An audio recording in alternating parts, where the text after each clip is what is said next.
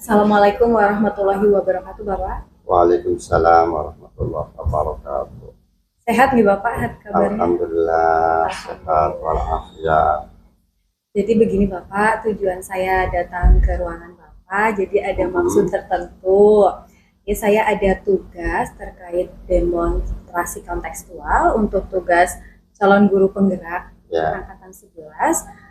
Ini terkait bagaimana pengambilan keputusan yang berbasis nilai-nilai kebajikan sebagai pemimpin. Jadi saya membutuhkan bantuan Bapak sebagai narasumber ya Bapak. Ya. Jadi nanti ada beberapa pertanyaan yang akan saya lontarkan ke Bapak terkait pengambilan keputusan. Jadi untuk langsung saja nih Pak, untuk pertanyaan pertama. Selama ini bagaimana Bapak dapat mengidentifikasi kasus-kasus yang merupakan dilema etika atau bujakan moral? Ya, jadi saya selama menjadi kepala sekolah memang terkadang dihadapkan pada beberapa permasalahan ya, masing-masing kalau dilihat sepintas itu semuanya perlu penting untuk diselesaikan. Namun ya sebagai seorang leader, sebagai seorang pemimpin, kita harus melihat mana sih masalah yang paling urgent, yang paling penting dan yang harus diselesaikan pada saat itu. Maka analisis yang benar, yang tepat ya, dari berbagai macam perspektif tentunya kita bisa menemukan permasalahan yang harus diselesaikan. Katakanlah itu adalah masalah yang paling penting. Jadi kalau sudah ditemukan berdasarkan pertimbangan-pertimbangan analisis yang cermat, objektif, maka insya Allah kita bisa menentukan mana yang harus didahulukan, mana yang dianggap yang paling penting. Ya. Jadi untuk keputusan dari yang penting dulu ya Pak? Yang paling penting. Untuk kasus-kasus kalau misalnya ada dua kepentingan Pak, ini sama-sama benar dan sama-sama mengandung nilai kebajikan, itu bagaimana dari Bapak sendiri mengambil keputusan? Ya, dalam Islam sendiri kita memiliki istilah ya, alhamu summa ahammu, yang paling penting, kemudian yang lebih penting, yang kurang penting, dan seterusnya. Ketika ada dua hal yang sama-sama penting, pastilah di antara keduanya itu ya ada yang lebih penting ya dari apa yang disebutkan tadi. Oleh karena itu ya kita memang harus berpikir logik, pikir secara rasional, secara filosofis juga seperti itu ya, komprehensif integral, sehingga kita bisa menyelesaikan di antara dua masalah itu mana yang paling penting atau yang dianggap lebih penting, lebih urgent. Seperti itu. Untuk langkah-langkahnya sendiri Bapak dalam mengambil keputusan yang tadi, urutan dari yang paling penting, lebih penting sampai yang kurang penting itu, langkah-langkah yang biasa Bapak lakukan itu selama ini bagaimana? Ya, tergantung permasalahan itu menyangkut apa atau siapa gitu ya. Jika memang permasalahan itu menyangkut seseorang misalkan yang harus diselesaikan, maka tentu kita akan bertabayun klarifikasi dengan yang bersangkutan. Kemudian kita juga bisa melihat atau meminta pendapat orang lain. Kemudian kita bicarakan bersama, kemudian kita ambil suatu keputusan. Jadi keputusan itu bukan keputusan sepihak, tapi harus dibicarakan dengan orang apabila masalah itu berkaitan dengan orang.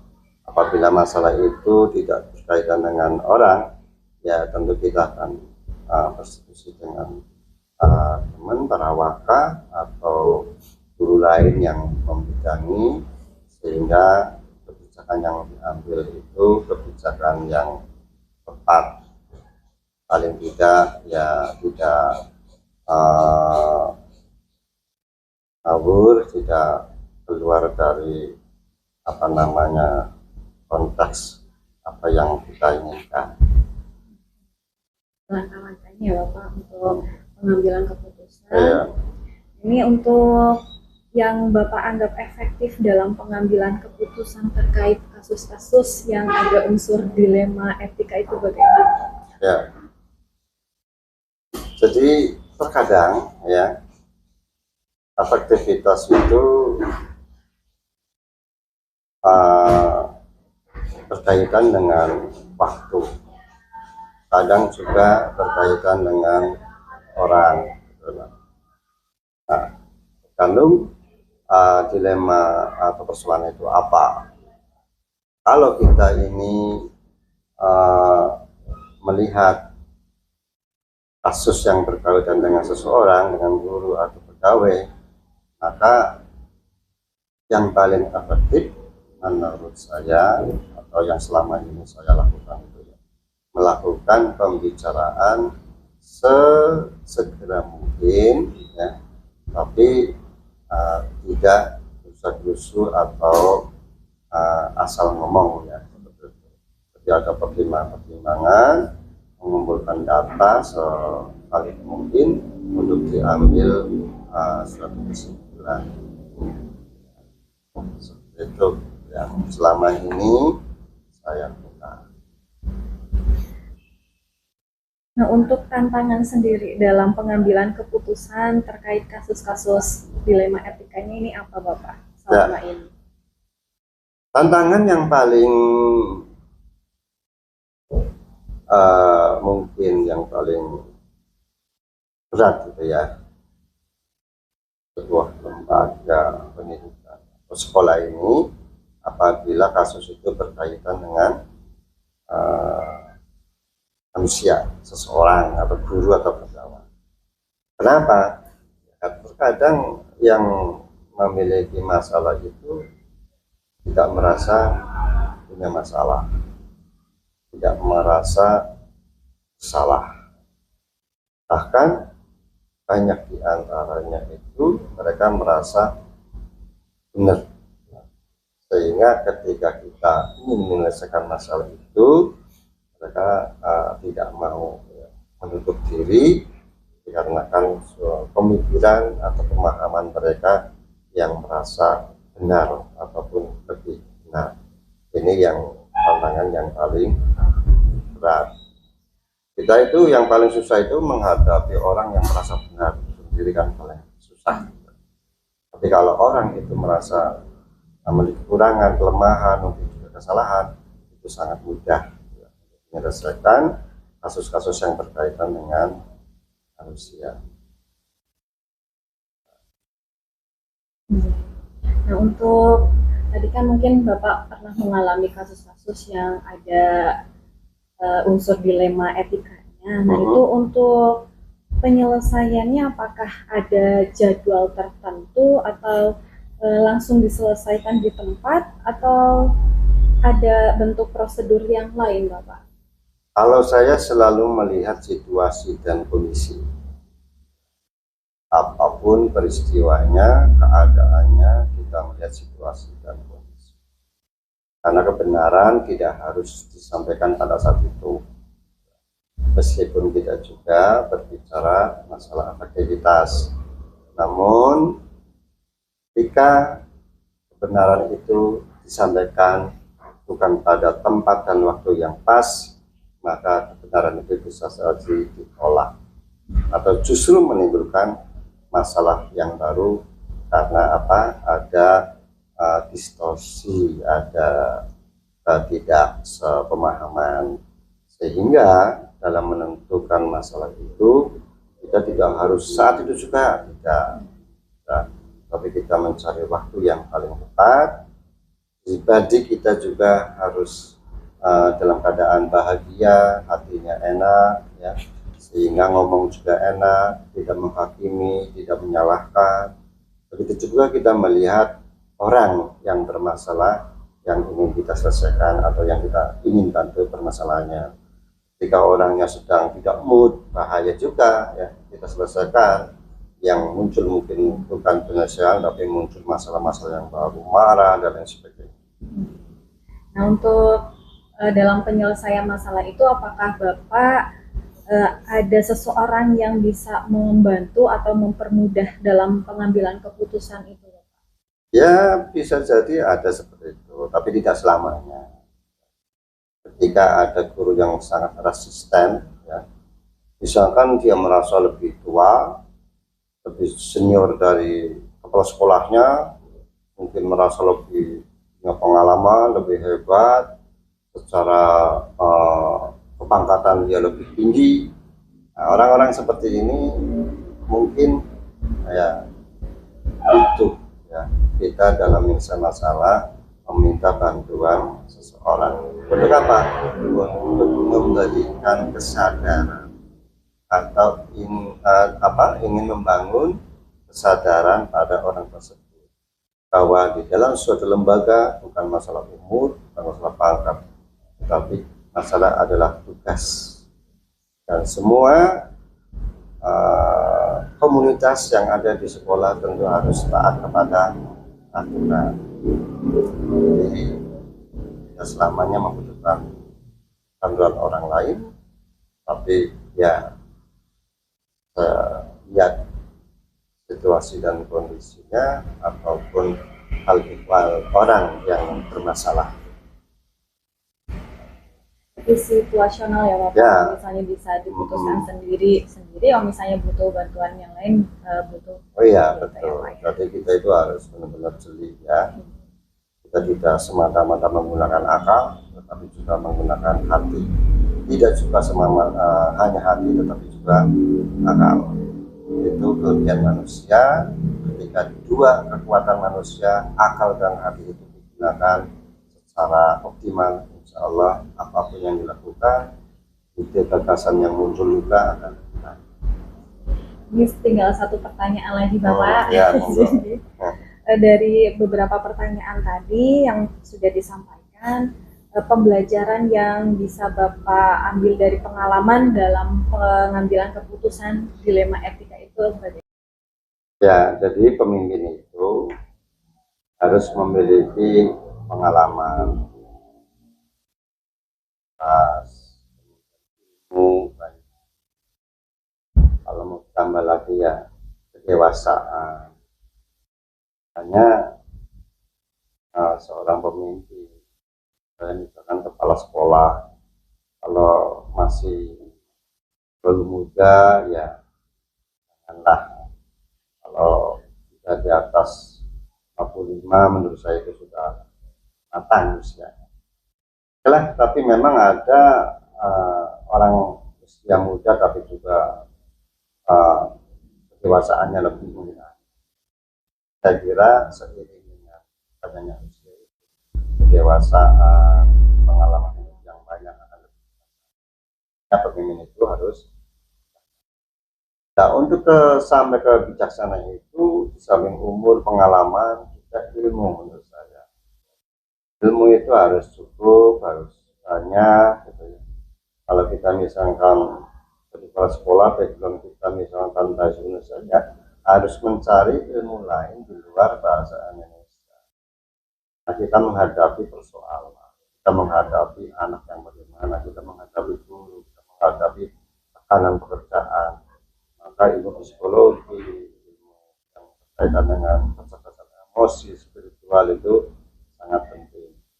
Jika kita emosinya tidak stabil, spiritualnya buruk, maka sulit menjadi orang yang bijaksana, dan ketika sulit menjadi orang yang bijaksana, maka akan sulit juga mengambil keputusan tepat yang insya Allah tidak menimbulkan permasalahan yang baru. Saya kira seperti itu. Jadi untuk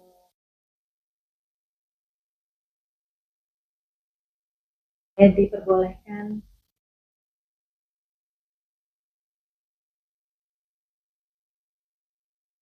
sebagai kepala sekolah di 3 tempat yang berbeda, pasti pengalamannya sangat banyak. Tentu dari jawaban-jawaban Bapak tadi sangat menginspirasi saya untuk bagaimana pengambilan keputusan yang ada dilema etika. Jadi bagaimana saya harus mengambil keputusan itu tanpa berat sebelah pihak. Untuk waktunya, kesibukan Bapak. Assalamualaikum warahmatullahi wabarakatuh. Assalamualaikum warahmatullahi wabarakatuh. Waalaikumsalam warahmatullahi wabarakatuh.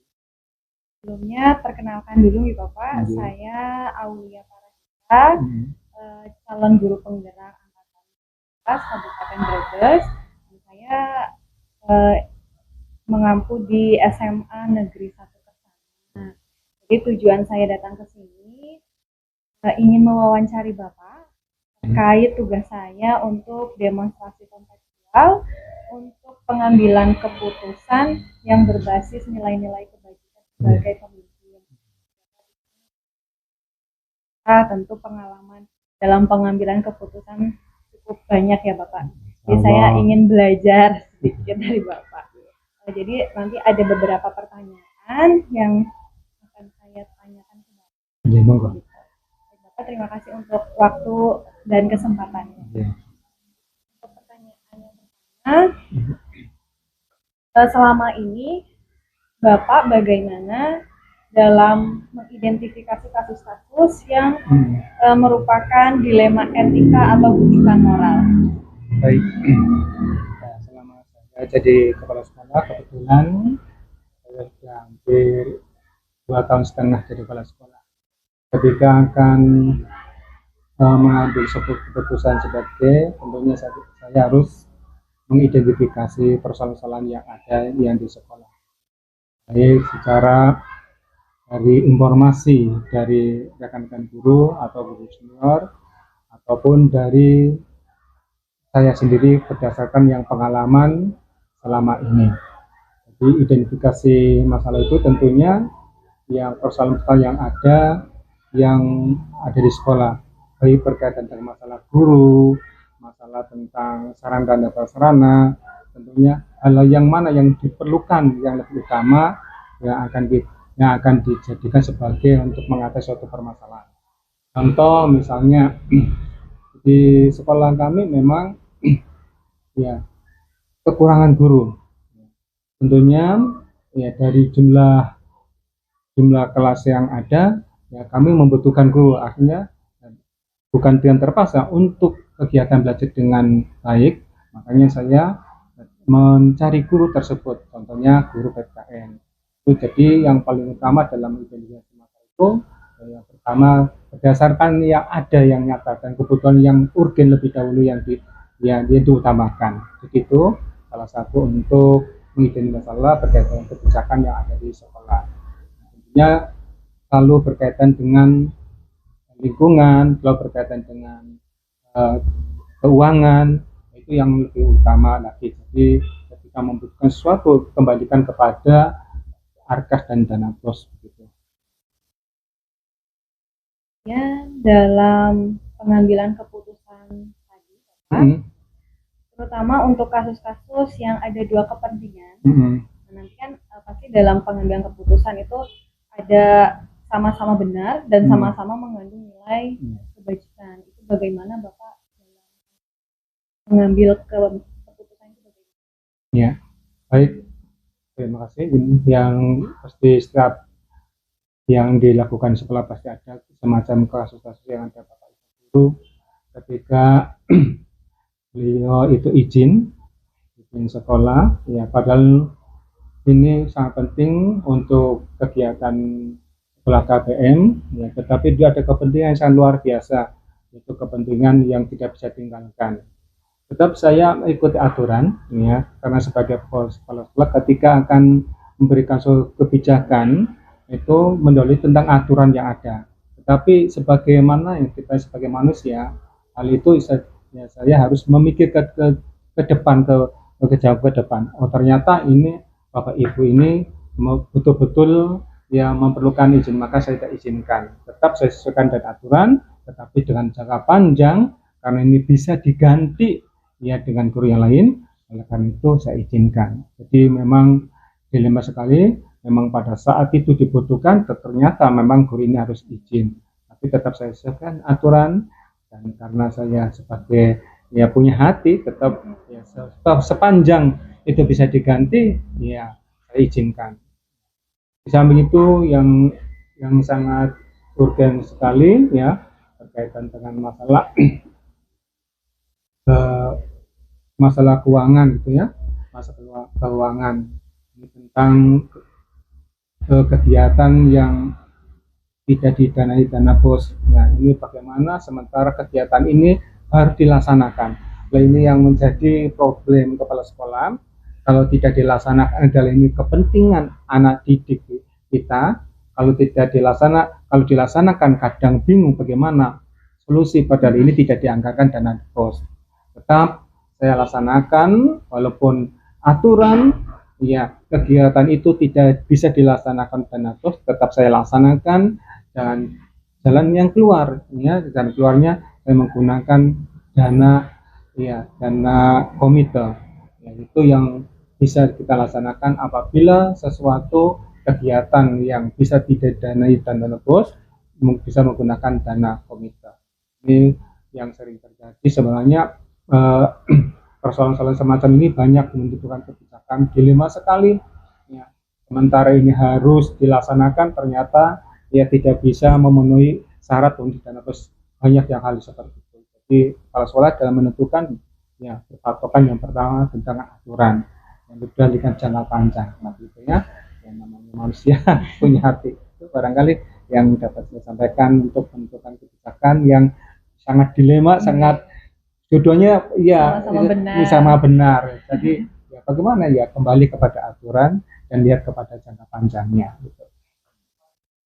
Untuk langkah-langkah yang biasa Bapak lakukan dalam pengambilan bagaimana?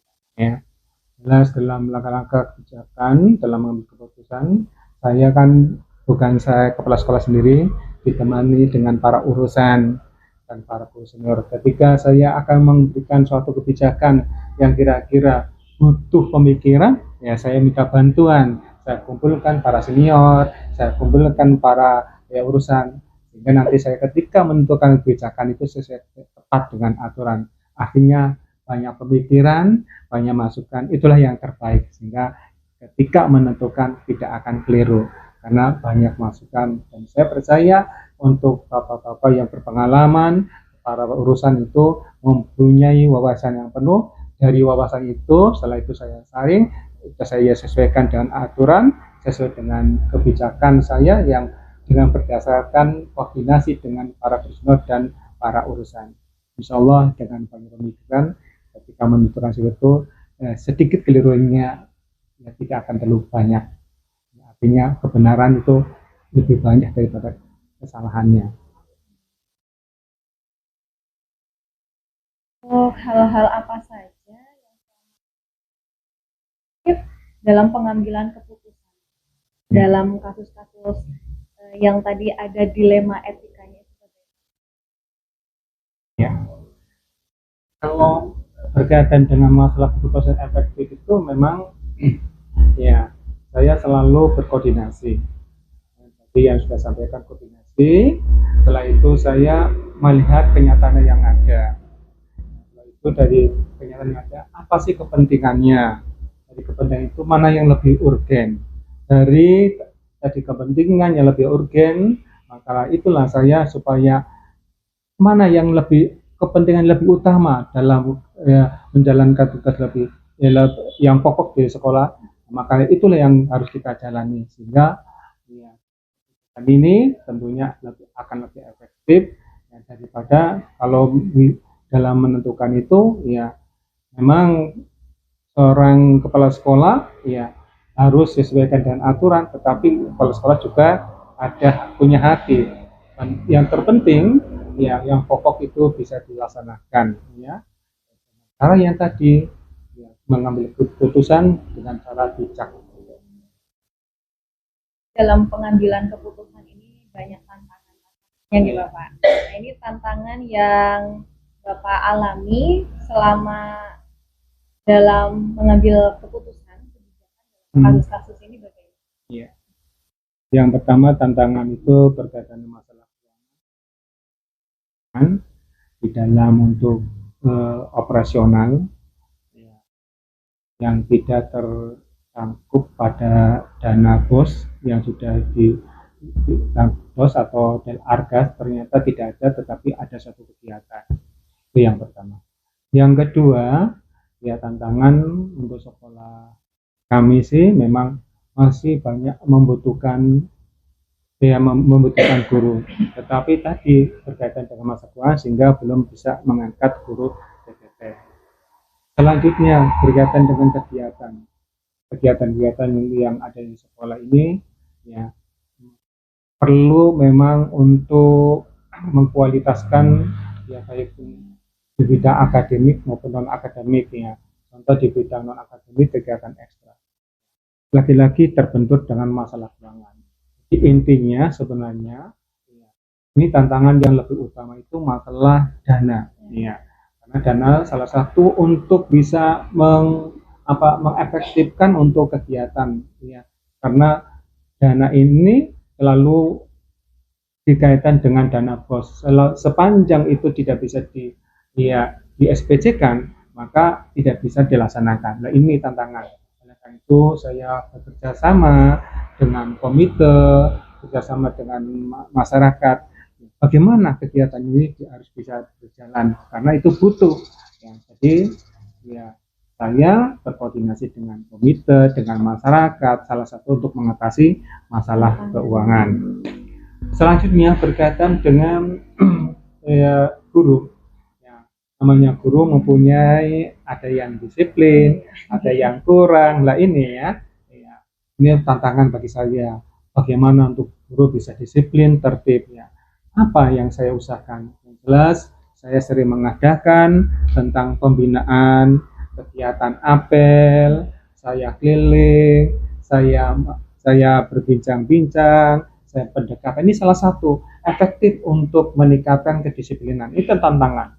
Ya, dengan komunitas ini yang mempunyai karakter yang bermacam-macam, bagaimana caranya saya supaya Bapak Ibu berangkat lebih awal mengajar dengan tepat, melakukan tugas dengan baik. Ya, caranya ya saja untuk ke KPM saya mengadakan supervisi. Ketika saya berkaitan dengan Bapak Ibu yang berangkat agak siang, ya saya lebih awali dengan berangkat lebih pagi, saya berdiri di sana. Ya, diadakan pembinaan, saya menyapa, saya keliling, itu salah satu untuk mengatasi yang berkaitan dengan masalah Bapak Ibu guru gitu ya. Oke. Terus selanjutnya tantangan yang berkaitan dengan masalah yang seperti yang kemarin yang sangat luar biasa ya, data SMP Dualosari kan 8 kelas ya di Dapodik, ternyata pendaftar sampai katakan di 350-an lebih, artinya membutuhkan 10 ruang atau 11 ruang. Nah ini padahal aturan yang didaftar di sana ada 8 kelas. Akhirnya saya bagaimana cara mengatasinya? Saya langsung ya lobby di kepala dinas. Ya, alhamdulillah mendapat data ternyata hanya 1 kelas. Ternyata masyarakat, ya peminat itu anak didik banyak di SMP harus tambah lagi. Saya kerjasama dengan komite, kerjasama dengan masyarakat, dan koordinasi dengan dinas. Alhamdulillah dapat tambahan lagi menjadi 10 kelas. Inilah salah satu dalam tantangan dan cara mengatasi seperti itu, Mbak. Tadi kan Bapak sudah kemudian bagaimana penanganannya. Jadi ketika ada kasus tertentu, itu apakah langsung diselesaikan di tempat atau ada jadwal tertentu, Bapak? Ya, tergantung ya, tergantung. Ya, kalau itu kebetulan ada kasus yang sangat luar biasa di SMP Nasari, salah satu karyawan barangkali itu ya, di berkaitan dengan siswa, katakanlah semacam ya kurang baik, ada tuntutan dari LSM, ada tuntutan dari masyarakat, dia harus dikeluarkan. Karena saya sebagai pimpinan dan itu adalah seorang karyawan dari saya, tetap saya mempertahankan ya. Tidak saat itu saya tidak bisa langsung kasus itu ditangani, perlu butuh waktu ya. Butuh waktunya bagaimana ya, perlu adanya suasana dan kondisi ya, yang kondusif ya. Dari suasana yang kondusif itulah nanti menentukan dalam kebijakan akan lebih baik daripada secara dipaksakan. Jadi tergantung situasi dan kondisi. Memang pada saat menangani siswa pada saat itu bisa bermasalah, saat itu bisa ditangani. Jadi tergantung situasi dan kondisi dalam menangani masalah. Jadi tidak saat itu dilaksanakan tergantung persoalan apa yang muncul. Dalam pengambilan keputusan ini untuk mempermudah atau untuk membantu Bapak, apakah Bapak memerlukan seseorang atau faktor-faktor lain untuk pengambilan keputusan itu, Bapak? Ya, sangat perlu sekali. Karena yang tadi sudah saya ceritakan dari awal, ketika menentukan suatu kebijakan, ya ketika terbentur dan perlu dengan ya ada pemasukan, saya selalu berkoordinasi di urusan para senior. Itulah yang membantu saya. Bahkan saya bukan hanya urusan senior saja, dengan guru-guru, dengan karyawan, ketika itu menurut itu bagus dan betul masuk akal dan logika, dan itu sesuai dengan ya dari aturan, ya saya gunakan. Jadi tentunya saya selalu ya ketika mengambil keputusan ya ada ya saat kalau persoalan itu dapat ditangani saya, ya saya tangani sendiri. Kalau tidak, saya minta bantuan masukan dari ya urusan dan para senior. Ini masuk ke pertanyaan yang terakhir. Dari semua hal yang tadi Bapak ceritakan, kasus-kasus yang kemudian bagaimana yang bisa Bapak petik dari pengalaman terkait pengambilan keputusan dilema etika, bagaimana? Iya, yang jelas pengalaman itu yang tentunya ketika saya memutuskan itu, saya yang pertama satu dengan aturan, ya, yang jelas pokok aturan. Karena aturan ini salah satu untuk menentukan satu kebijakan. Yang kedua, saya lihatnya apakah dalam keputusan itu ya efek pada jangka panjangnya seperti apa. Jadi dengan efeknya ya. Kasus terus yang kedua, kasus apa yang ketika dalam penanganan butuh apa atas dasar saya sendiri keputusan, apakah perlu saya bantu dengan para rekan-rekan. Itulah pengalaman saya ketika dalam menghadapi suatu persoalan ya, dalam pengalaman saya dalam menangani kasus-kasus atau katakanlah kebijakan yang ada di SMP 2 itu.